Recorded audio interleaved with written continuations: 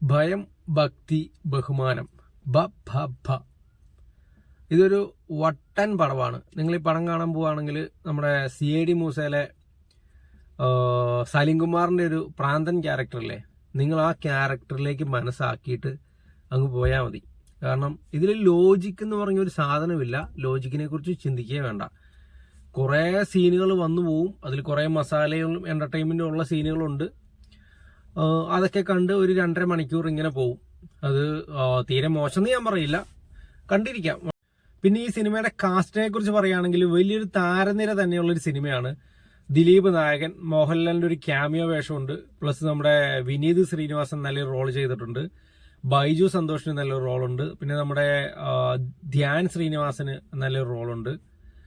പിന്നെ നമ്മുടെ തമിഴ് നടൻ സാൻഡി മാസ്റ്റർ ഒരു റോൾ ചെയ്തിട്ടുണ്ട്. പിന്നെ തമിഴ്നാട്ടിൽ നിന്നുള്ളൊരു നടി നമ്മുടെ അമ്മ വേഷമൊക്കെ ചെയ്യുന്ന ശരണ്യ ഒരു വേഷം ചെയ്തിട്ടുണ്ട്. പിന്നെ അശോകനുണ്ട്.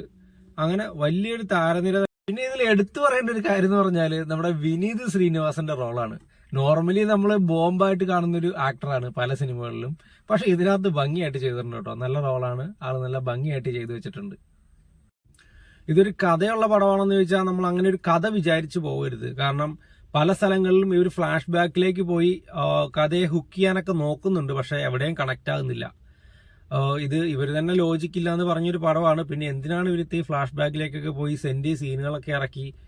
നമ്മുടെ സിദ്ധാർത്ഥ് ഭരതന്റെ സീനൊക്കെ ഉണ്ട്. അതൊക്കെ ശോകം സീനുകളാണ്. പിന്നെ ഈ സിനിമയിൽ എനിക്ക് ഒട്ടും ദഹിക്കാത്തൊരു സീൻ എന്ന് പറഞ്ഞാൽ ഇതിനകത്ത് പോലീസുകാരെയൊക്കെ ചിത്രീകരിച്ചേക്കുന്ന ഒരു രീതിയാണ്. പോലീസുകാരെയൊക്കെ എന്തോ ഭയങ്കരമായിട്ടങ്ങ് യൂസ് ചെയ്ത് ആ ഒരു രീതിയിൽ 10, 40, 50 പോലീസുകാരെയൊക്കെ ഒറ്റയ്ക്ക് നിന്നിടിക്കുക, അവരെയൊക്കെ തൂഫാനാക്കുക ഇടിച്ച്. പോലീസുകാർക്കൊന്നും ഒരു വിലയില്ലാത്ത രീതിയിലുള്ള കുറേ സീനുകൾ. പിന്നെ സെക്കൻഡ് ഹാഫിലേക്ക് വരുമ്പോഴാണ് ലാലേട്ടന്റെ എൻട്രി. ലാലേട്ടൻ എങ്ങനെ വന്നിട്ട് കുറേ സീനുകളുണ്ട്.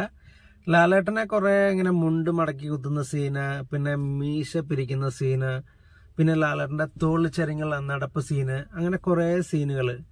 അങ്ങനെ ലാലേട്ടനെ മാക്സിമം യൂസ് ചെയ്യാൻ നോക്കിയിട്ടുണ്ട്. പക്ഷേ എന്റർടൈനിങ് ആണ് ലാലേട്ടന്റെ പോർഷൻസ് ഒക്കെ. പക്ഷേ ആൾക്ക് അത്ര യോജിക്കുന്ന ഒരു സീനുകളല്ല. പിന്നെ ക്യാമിയോ റോൾ എന്ന് പറഞ്ഞിട്ട് കുറേ വലിച്ചു നീട്ടിയിട്ടുണ്ട്. പിന്നെ ലാസ്റ്റ് ഒക്കെ കൊണ്ടുപോയിട്ട് കാട്ടുതീ എന്നൊക്കെ പറഞ്ഞിട്ട് ഒരു ഫൈറ്റ് ഒക്കെ ഉണ്ട് ലാലേട്ടൻ ഒറ്റയ്ക്ക് ഒരു 10-20 പോലീസുകാരൊക്കെ ആയിട്ട്. മറ്റേ AK-47 ഒക്കെ വെച്ചിട്ട് അതൊക്കെ ഭയങ്കര വിയേർഡായിട്ട് തോന്നും. കുറേ സിനിമകളുടെ റെഫറൻസുകൾ എടുത്ത് വാരി തേച്ചു വെച്ചിട്ടുണ്ട്. ഇങ്ങനെ പുട്ടിന്റെ ഇടയിൽ നമ്മൾ തേങ്ങ ഇടൂലേ, അതുപോലെ ഇടയ്ക്കിടയ്ക്ക് ഓരോന്നിങ്ങനെ ഇട്ടിട്ട് കൊടുക്കും. അതിങ്ങനെ ഓരോ സീനുകളിലേക്ക് ഇങ്ങനെ അങ്ങനെ പല പല സിനിമകളുടെയും ഒരു മിക്സ്ചർ ആയിട്ടുള്ള കുറേ സീനുകൾ കൊണ്ടുപോയി കയറ്റിയിട്ടുണ്ട്. അപ്പൊ അതൊക്കെ മോശം എന്ന് പറയാൻ പറ്റില്ല. എഡിറ്റർ നന്നായിട്ട് പണിയെടുത്തിട്ടുണ്ട്. കാരണം എല്ലാം കൂടെ എഡിറ്റ് ചെയ്ത് എഡിറ്ററുടെ കയ്യിലാണ് ഈ സിനിമ ഇരിക്കുന്നത്. അതുപോലെ ചെയ്തു വെച്ചിട്ടുണ്ട്. കുറെ കാർ കളക്ഷന്റെ ഒരു സീനൊക്കെ ഉണ്ട്. നമ്മുടെ CID മൂസയിലെ കാറ്, ഗില്ലിയിൽ നമ്മുടെ ജിപ്സി, രാജമാണിക്യത്തിലെ കാറ്, നമ്മുടെ പയ്യയിലെ മിത്സുബിഷി ലാൻസർ കാറ്, അങ്ങനെ കുറെ കാർ കളക്ഷനൊക്കെ കാണിക്കുന്ന ഒരു സീനൊക്കെ ഉണ്ട്. അതൊക്കെ നമുക്ക് ഇങ്ങനെ ക്യൂരിയോസിറ്റിയിൽ കണ്ടിരിക്കാം. പിന്നെ ഈ സിനിമയിലെ VFXനെ കുറിച്ച് നമ്മൾ സംസാരിക്കാതിരിക്കുക നല്ലത്. കാരണം അതുപോലത്തെ VFX സീനുകളാണ്. പിന്നെ ടോട്ടലി നോക്കുവാണെങ്കിൽ ഒരു ആവറേജ് പടം എന്ന് പറയാം. പ്രത്യേകിച്ച് കഥയും കാര്യങ്ങളൊന്നുമില്ല. എന്നാൽ ഇങ്ങനെ കണ്ടിരിക്കാം. നല്ല ഫാസ്റ്റ് ആയിട്ട് മൂവ് ചെയ്യുന്നൊരു പടമാണ്. അതുകൊണ്ട് നമുക്ക് ഭയങ്കര ബോറടിയൊന്നും തോന്നില്ല. 2.5 മണിക്കൂർ കണ്ടിരിക്കാം. കണ്ടു കഴിയുമ്പോഴും നമ്മൾ ഇറങ്ങുമ്പോഴും നമ്മുടെ മനസ്സിൽ തങ്ങി നിൽക്കുന്ന ഒരു സീനുകളോ കാര്യങ്ങളോ ഒന്നുമില്ല.